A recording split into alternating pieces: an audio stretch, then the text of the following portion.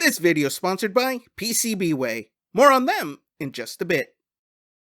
Hey guys, welcome back to Bright Night Tech. My name is Berto and today we are working on my 3D printed Deadpool and Wolverine Cowl. Now I've already done a Wolverine Cowl in the past, but I'm super excited to do this version. But enough talk, let's get right into it.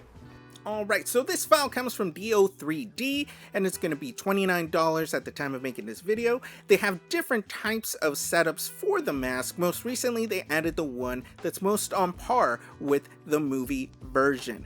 Great, fantastic file. Alright, so I went ahead and printed the dome on my new Centauri Carbon by Elegoo. Came out fantastic. I did it at the highest settings. Looks beautiful. We're gonna go ahead and take this guy out. I did those tree supports, which will hopefully be very satisfying to take off. Okay, next is I also did the back of the helmet right there on the Centauri.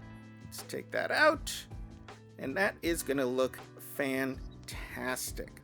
I wanted to make sure I used that for all the texture.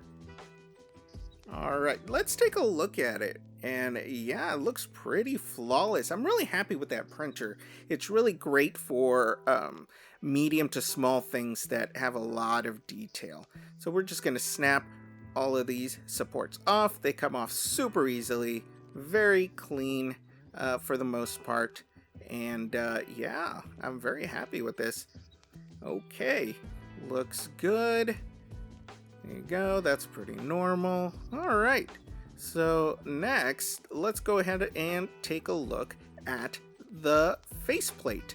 I did this on my Elegoo 3 Max, and as you can see from the size, that is why I did it. I printed at the highest settings as well, but we are going to have to do a little bit of sanding on those wings. But other than that, I think it came out pretty good. Here are the chops. I had to cut these in order to make them those half size, but I think we might end up doing a full chin. Okay, so let's go ahead and take a look at this print the way it is. Let's take away some of these supports, just like that. A few more on the back piece here. We're gonna kind of put it together so you guys can see what it kind of looks like. All right, look at that. Looks pretty good. Very happy with that. Eyes are a little bit rough. We're gonna have a time trying to fix that. There is a seam on this side, and a little bit on the texture on those wings got weird. You can see some very tiny little hair-like follicles there on the top of the helmet, but we're just gonna take our heat gun and burn those off. And as you can see, it is much improved. I'll give it another pass. Alright, for the wings, let's go ahead and clean up those edges from the supports. Make them look all nice and clean.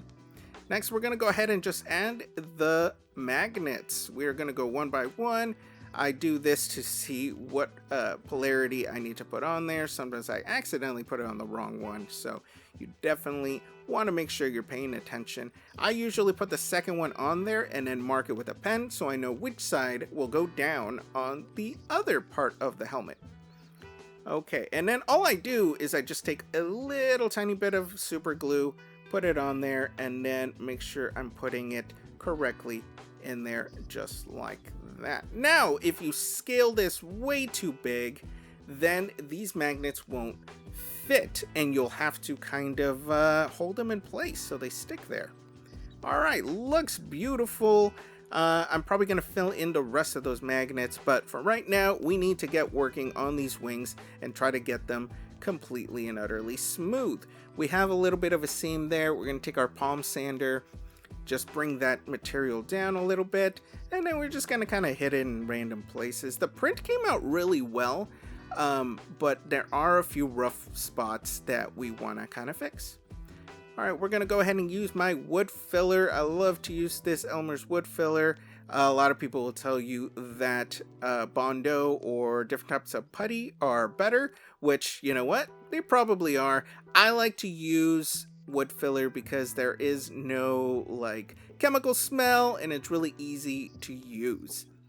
All right, we're gonna cover this whole thing up. We are gonna let it dry overnight, and then you guessed it, we're gonna get to some sanding.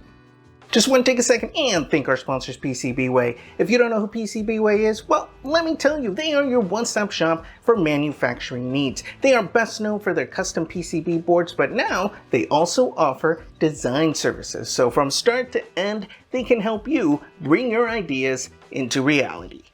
Alright, so here's PCBWay's design page. So every single step of the way, they can help you create your design at your specifications. From the design phase, firmware, software, every single thing to get it to your specifications. Here are some examples of different projects. This one was made from a custom PCB board for an arc reactor from a different creator. Okay, let me show you how you would go about ordering something. So up here you have your different options, PCB layout, machinery, but if you click on PCB design, from there you can click all the other options right there. So you would go ahead and put your title, as much information as you can on your design, upload any useful files, size, where you're going to use this, as much information as you can to help you create the thing that you want. After that, you're going to submit it to them, they're going to review it, and then after that, they will send you a quote. Make sure you check them out. Right now, they are celebrating their 11-year anniversary with a huge sale. A lot of discounts on a lot of different things, but it's only available until July 18th. So if you've been on the fence about using them, right now is the time. Links in the description. Make sure you go and check them out. All right. So for the other parts, the domes, we don't have to do anything with this, but prep it for the paint. So we're going to take our 2-in-1 sandable filler, and then we primer, and then we're going to just spray it all over. Kind of hard to see because it's gray, but it's on there. And then after that, we can hit it with the paint. We let this dry overnight, and then we're just going to hit it just like that. And we're going to do a few different coats. Once we were done with all the coats, it is all done. We're going to let it dry. Right now it is a glossy yellow, but we'll fix that later. Okay, let's go ahead and get started on the sanding, just like this. All right, we're gonna try to get it as smooth as possible. And then once we get to this point, we're gonna try to clean up these eyes a little bit. And then after this, we are gonna hit it with that 2-in-1 primer, just like that. This is probably gonna be the first coat of this that we're doing, and then after it dries, that's right, another round of sanding. Okay, it's looking pretty good. We do want to make sure this is as smooth as possible and almost shiny by the time we're done with it. Almost like kind of buff it with a really high grit sandpaper.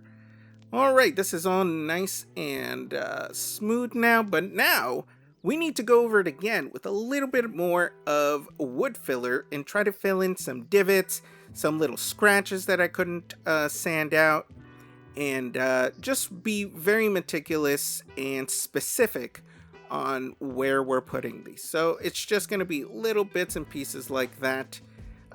Problem is, at some point you do it so much that you end up covering the whole thing all over again. Just like this. So at this point, I'm just like, all right, I'll just cover it again. We'll do another round. Make sure it looks good. Let this dry, and then start with some more sanding. All right, so now that it's dry, we're going to sand this down. We're going to try to get it as smooth as we can, and then we are going to hit it with another coat of filler primer. All right, this is all done. One more coat of filler primer and then more sanding. Get it as smooth as we can, and then we should be ready to paint this. All right, looks pretty good. Look at that. All right, so let's go ahead and do some painting. All right, so we did a little more filler primer, then I taped off the sides and we painted the middle yellow. Once that yellow is dry, we are going to take some tape and we're going to cover up that yellow so that we can paint the wings black. So I'm going to take some of this painter's tape. We're going to cover it up. We're going to try to get it into those corners so then we don't have to worry when we're painting this black. There you go. Looks great. Just like that. All right, we're gonna hit this with some flat black paint. All right, looks good. And then we're just gonna cover the whole thing. Now, with this type of paint, you do need to do several coats in order to make sure it's completely covered. Now, it does look very shiny, but this is just because it's wet paint. We're gonna let this dry and then take off that painter's tape to reveal the rest of it. Okay, now before we do that, let's go ahead and do this chin part. I opted to do the smallest sized one. We're going to do the exact same thing where we cover it in some wood filler and then some filler primer, but most likely we're only going to have to do a couple rounds of that and then paint it flat black. Once we get it with the flat black, we're going to go ahead and add some magnets and put it up there. But until we do that and add the eyes, there's really not much else to do but the glamour shots.